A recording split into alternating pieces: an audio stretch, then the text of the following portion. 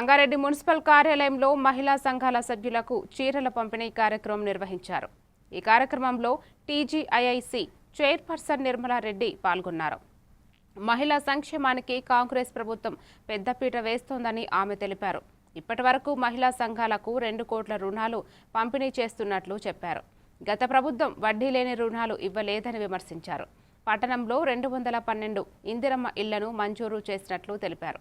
ఇందిరా శక్తి కింద 119 మందికి రుణాలు అందించినట్లు వివరించారు. మొత్తం 29,000 మంది మహిళా సంఘాల సభ్యులకు చీరలు పంపిణీ చేస్తున్నట్లు పేర్కొన్నారు.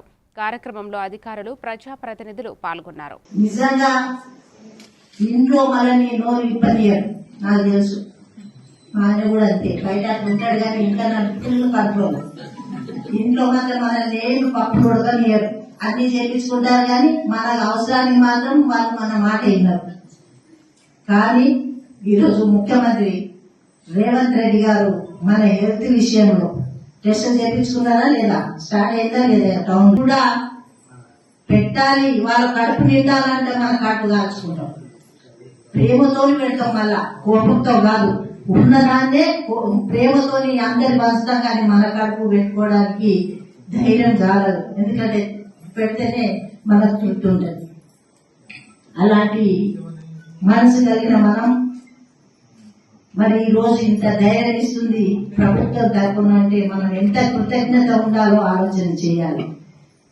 మరి ఇక్కడ తమ్ముళ్ళు నాకు కోపం వస్తుందేమో కానీ ఒప్పుకోడు. అరే నువ్వు అప్పుడు చెప్పింది వినకపోతే, అప్పుడే వేరే ఇంటే మనం కూడా ఒక మంచి లెవెల్లో ఉంటుంటే, ఇప్పుడు అన్న బాగా మనల్ని గుంతలేసిన గడ్డ మీద అంటారు. అది చాలు మన ఒక ఉదాహరణ.